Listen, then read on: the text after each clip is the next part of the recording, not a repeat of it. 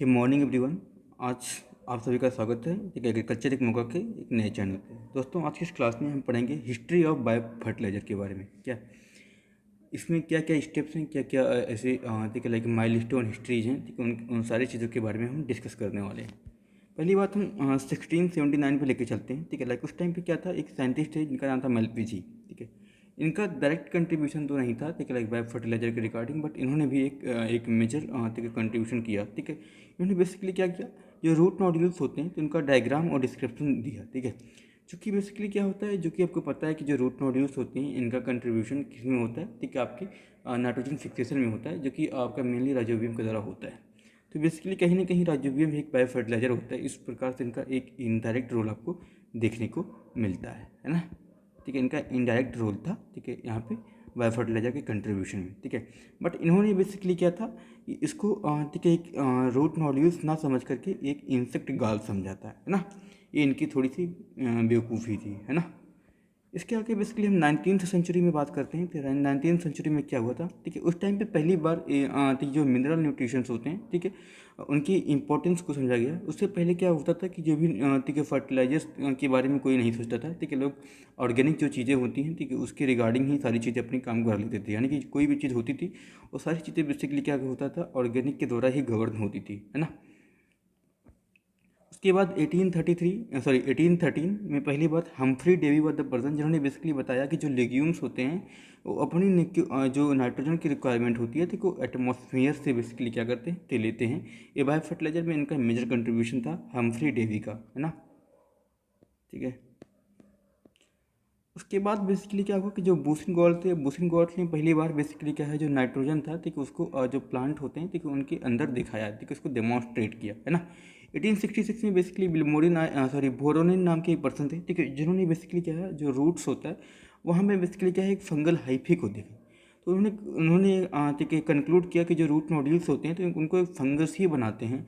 But बाद में यह पता चला कि वो जो रूट नोड्यूल्स होते हैं ठीक है वो बेसिकली रूट नोड्यूल को फंगस नहीं बना रहे थे। जो जो स्ट्रक्चर उन्होंने देखी थी ठीक है वो इन्फेक्शन थ्रेड था। ठीक है, इन्फेक्शन थ्रेड होता है जो कि आपको पता है, जब बाद में अपने एक डिटेल्ड स्टडी की तब वहाँ पे पता चला कि ये इन्फेक्शन थ्रेड होता है।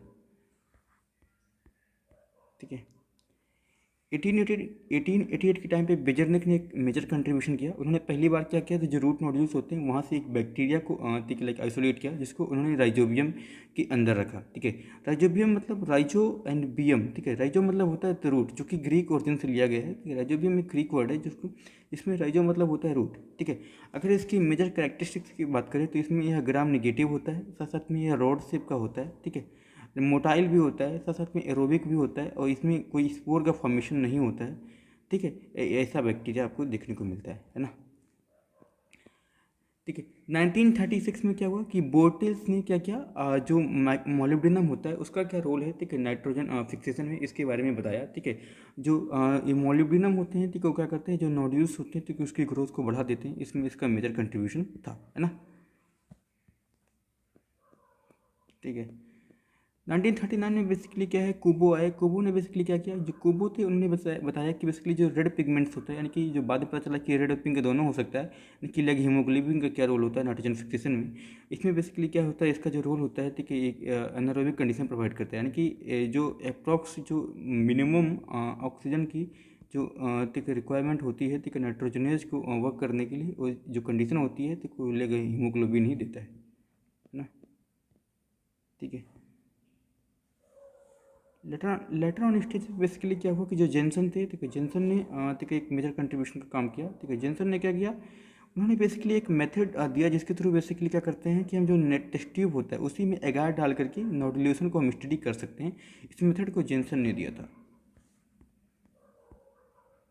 ठीक है, 1947 में थॉर्टन ने एक काम किया। उन्होंने बेसिकली क्या किया, जो नोडल फॉर्मिंग बैक्टीरियाज होती हैं तो उनको क्लोवर्स में स्टडी की, जो भी क्लोवर्स के प्लांट थे उनके अंदर बेसिकली उन्होंने स्टडी करी। ठीक है, 1949 में नोटमान आए। ठीक है, नोटमान ने बेसिकली क्या किया, जो नोटिल्यूशन होता है ठीक है वो हेरिडिटरी मैकेनिज्म होता है, तो इसके बारे में एक कंक्लूजन दिया। ठीक है, और साथ साथ में इन्होंने थियरी ऑफ माइक्रो इन्वेजिनेशन भी दिया था। ठीक है,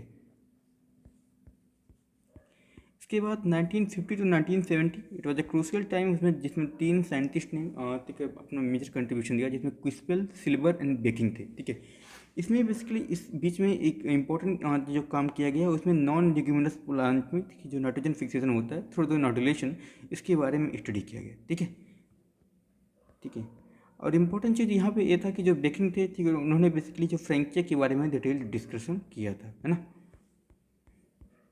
ठीक है, 1957 में बेसिकली क्या हुआ कि जो आपके बोरिस एंड विल्सन थे, उन्होंने बेसिकली क्या है एक मेथड दिया जिसको हम आइसोटॉपिक मेथड भी बोलते हैं।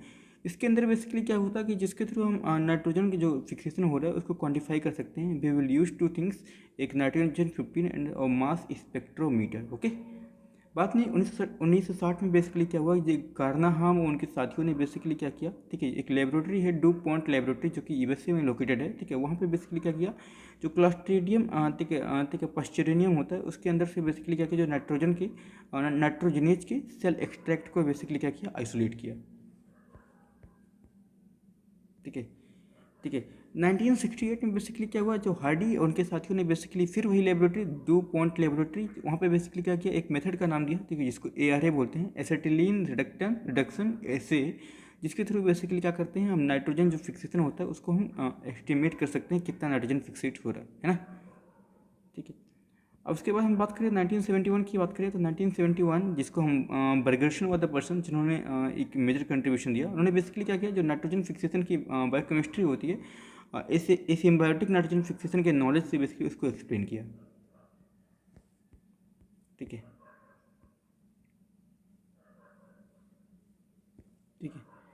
उसके बाद 1973 की बात करें तो ट्राइनिक का एक इंपॉर्टेंट चीज़ किया, उन्होंने बेसिकली क्या किया था, उन्होंने बेसिकली जो राइजोबियम होता है ना उसको एक नॉन लेग्यूमिनस प्लांट में देखा जिसको हम प्रासपोनिया बोलते हैं। इससे पता चला कि बेसिकली जो राइजोबियम होता है उसका सिम्बायोटिक एसोसिएशन केवल ना केवल बेसिकली लेग्यूमिनस प्लांट से होता है, जबकि नॉन लेग्यूमिनस प्लांट से भी हो सकता है। ठीक है, ठीक है।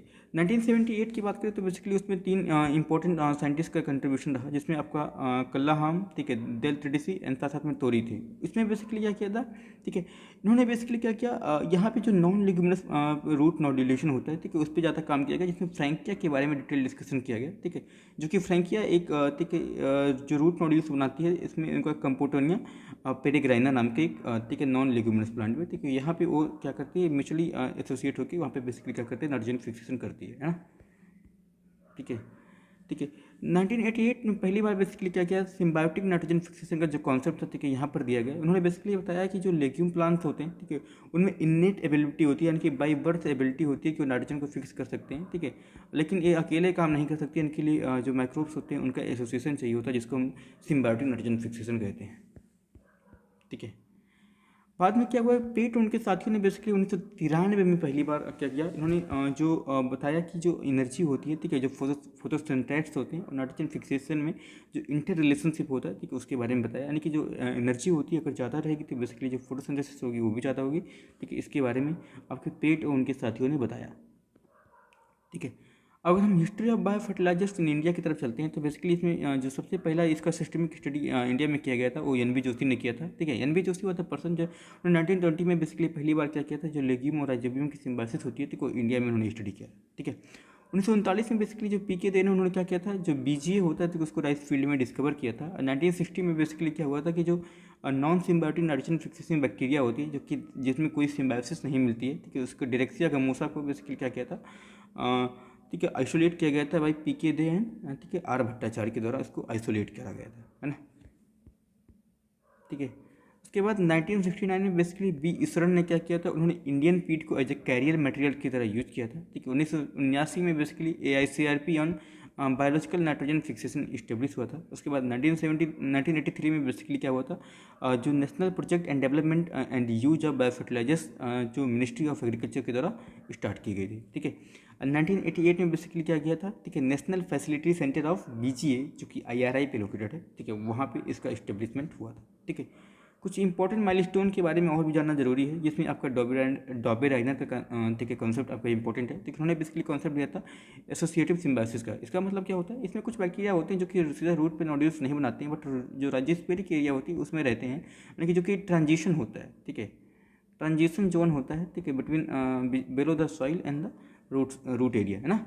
यानी कि बेसिकली यहाँ पे जो ठीक है रिलेशन होता है, ठीक है, वो लूज म्यूचुअलिज्म होता है। ठीक है, यहाँ पे जो डायरेक्टली क्या होता है, ठीक है, लूज म्यूचुअलिज्म आपको देखने को मिलता है ना।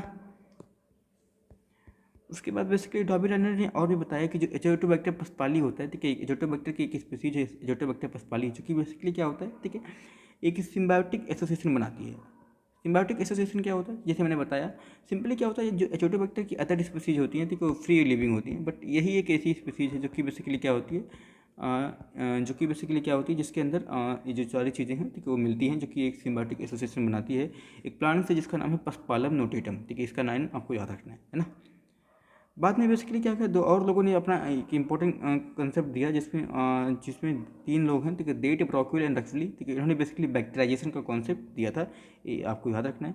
और इसके साथ बेसिकली क्या होता है कि आपकी जो वीडियो होती है, ठीक है, वो एंड होती है। मुझे लगता है कि आपको ये वीडियो पसंद आई होगी। तब तक के लिए बाय बाय, धन्यवाद, मिलेंगे आपसे नए वीडियो में। बाय बाय, सी यू, धन्यवाद।